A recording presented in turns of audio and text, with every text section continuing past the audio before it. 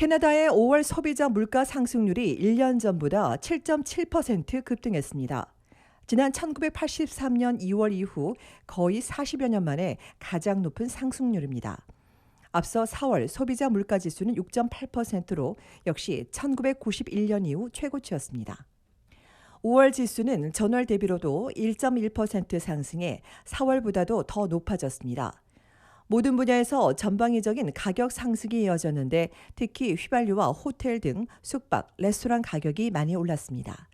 휘발유 가격은 1년 새 48% 오르며 5월 들어 역대 최고가인 2달러를 넘어섰고 전월 대비로도 12% 뛰었습니다. 고유가가 이어지며 운송도 15% 올랐습니다. 식료품 가격은 1년 새 9.7% 상승했습니다. 야채 가격이 10.3%, 생선 12%, 육류는 9% 올랐으며 식용유는 30% 폭등했고 외식비도 6.8% 올랐습니다. 주거비용은 가스와 고연료 비용으로 11%, 승용차 구입 비용은 6.8% 높아졌습니다. 여행이 급증하면서 숙박시설은 1년 새 40% 뛰었는데 특히 온타리오주의 숙박 가격은 57%가 올라 전국에서 가장 많이 뛰었고 브리티시 콜롬비아주 43%, 노바스코시아주도 42% 올랐습니다.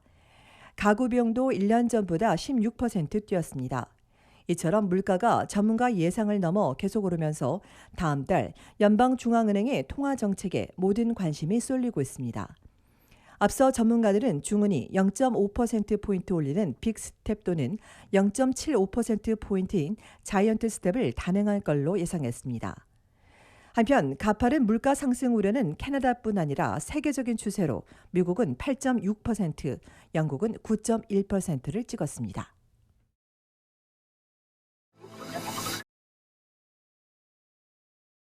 집 없는 서민들은 계속해서 오르는 월세에 발을 동동 구르고 있습니다. 밴쿠버와 토론토 등 주요 도시 10곳 중 6곳의 월세는 12달 새 두 자릿수 상승률을 기록하고 있습니다.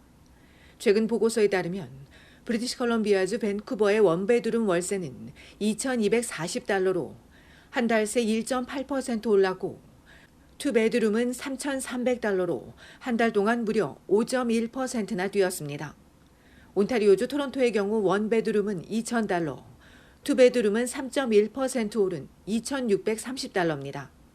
다음으로 높은 지역은 버나비인데 이곳의 원베드룸 가격은 전달보다 4.9% 낮아졌는데도 여전히 1,960달러를 기록하고 있습니다. 이외 BC주에선 빅토리아와 켈로나, 에보츠포드 순입니다. 온주에선 토론토 다음으로 베리가 가장 높았으며 원베드룸이 1,760달러, 투베드룸은 4.9% 낮아진 1,940달러입니다. 온주에선 오샤와와 키치너, 오타와와 킹스턴, 해밀턴 순입니다. 전문가는 이 시기에 임대가 끝나는 사례가 많아 수요가 늘면서 가격 상승으로 이어지고 있다고 설명했습니다. 한편 지난달 10일에서 12일 사이 온주민 813명을 대상으로 한 설문조사에서 절반 이상이 현재 거주하는 도시나 타운에서 내 집을 장만하지 못할 것이라고 응답했습니다. 토론토만 보면 이 응답은 무려 74%로 올라가고 광역 토론토도 61%를 기록했습니다. 이달 초 한 기관의 보고서에 따르면 온주의 집값이 최대 18%까지 떨어질 수 있다고 전망했습니다. 다만 토론토는 큰 변동이 없을 걸로 예상되고 밴크로포트와 채담 켄트, 윈저 에섹스 지역의 가격 변동이 클 걸로 전문가는 내다봤습니다.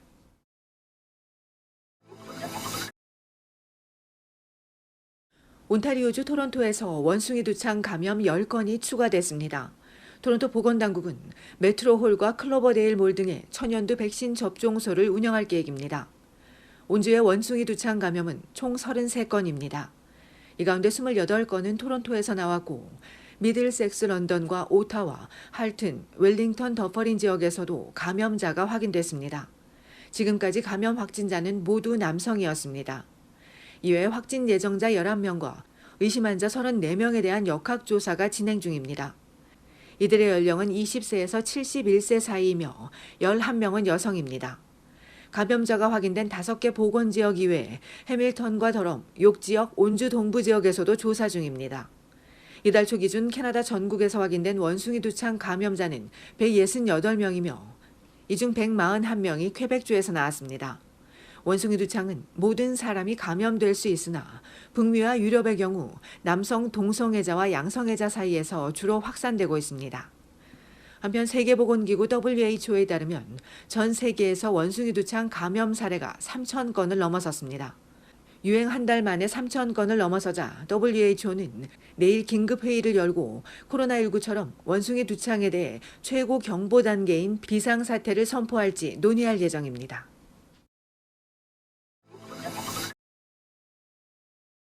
코로나로 중단됐던 여행이 급증하면서 여권을 받으려는 사람들이 서비스부 앞에서 밤새 긴 줄을 서고 있습니다.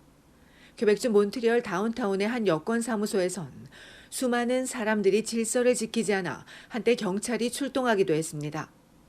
온 가족이 돌아가며 하룻밤을 지새고 사무소에 들어갔지만 그럼에도 순서가 오지 않았다는 한 여성은 또 밤을 새울 계획이라고 밝혔습니다. 이틀 연속 사무소 앞을 지키는 겁니다. 이런 사실이 알려지자 사무소 관계자는 오늘부터 번호표를 배부하겠다고 밝혔습니다. 몬트리올뿐 아니라 캐나다 전국에서 여권 대란이 이어지는 가운데 이로 인해 여권을 제 날짜에 받지 못해 여행을 취소하거나 연기하는 일들이 속출하는가 하면 돈을 받고 대신 줄서기를 대행하는 이들까지 등장했습니다. 이에 브리티시 컬럼비아주 밴쿠버에 사는 한 여성은 잃어버린 여권을 재발급받기 위해 알버타주 에드먼튼으로 향하기도 했습니다. 밴쿠버와 리치몬드, 서리와 빅토리아 서비스부에 예약하려 했지만 8월에나 가능하기 때문입니다. 미국 여행을 앞둔 여성은 포기할 수 없어 다른 줄을 찾아보기 시작했고 결국 에드먼튼의 한 여권 사무소에 예약해 3시간여 만에 여권을 받을 수 있었습니다. 정부는 여행 규제가 풀리자 유효기간이 지나거나 갱신을 위한 여권 재발급 신청이 한꺼번에 몰리고 있다며 600여 명을 새로 채용했다고 밝혔습니다. 하지만 아직도 해결될 기미가 보이지 않고 있습니다.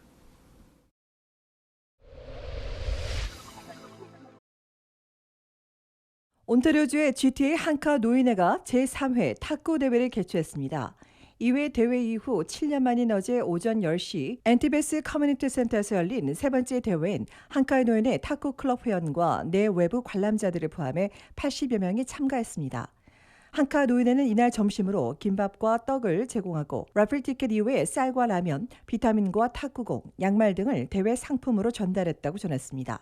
주최 측은 탁구대회 전반에 필요한 모든 물자와 인력 동원까지 윤영부 HTTC 탁구클럽 고문 겸 시니어 탁구협회 회장이 힘쓰고 김홍태 한카노인의 체육이사와 동덕명 한인의 탁구회장, 유성훈 한인의 탁구 부회장, 복형규와 최경남 씨가 현장에서 큰 도움을 줬다며 감사를 전했습니다.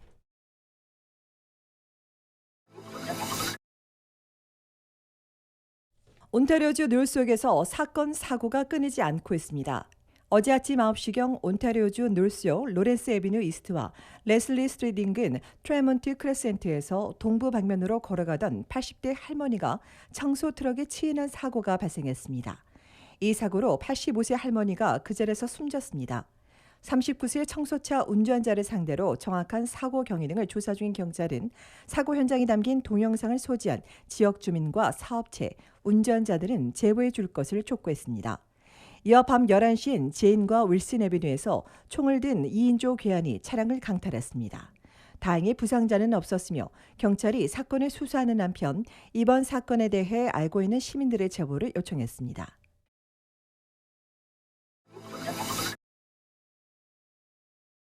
40대 고등학교 교사가 미성년 성범죄 혐의로 입건됐습니다. 온타리오주 필저 경찰에 따르면 구엘프 출신으로 미시사가 고등학교 교사인 40세 데니얼 헤이스는 2019년 9월부터 11월 사이 미성년을 상대로 수차례 성관계를 요구한 것으로 알려졌습니다. 다행히 상대 미성년자가 이 교사의 요구를 매번 거부해 온 것으로 전해진 가운데 지난 월요일 헤이스를 성범죄 관련 혐의로 체포한 경찰은 추가 피해자가 더 있을 것으로 보인다며 이들의 적극적인 제보를 부탁했습니다.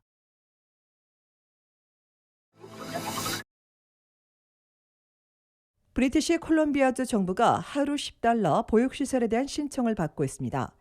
BC주 정부는 연방 정부의 지원을 받아 오는 12월까지 하루 10달러인 보육시설을 현재 6,500개에서 12,500개로 늘릴 계획이라며 해당되는 데이케어 운영자는 오는 8월 18일 정오까지 신청서를 제출해야 한다고 밝혔습니다. 10달러 보육시설을 수건 사업으로 정한 BC주 정부는 지난 2018년부터 27억 달러를 투입했으며 지난해 연방정부와 파트너십을 체결해 향후 5년간 32억 달러를 지원받을 예정입니다. 이와 관련해 한 시민단체는 BC주가 앞으로 10달러 보육시설을 더 확대해 나가려면 더 많은 전문가가 필요하다며 이들의 급여 인상과 혜택 확대도 함께 검토해야 한다고 강조했습니다.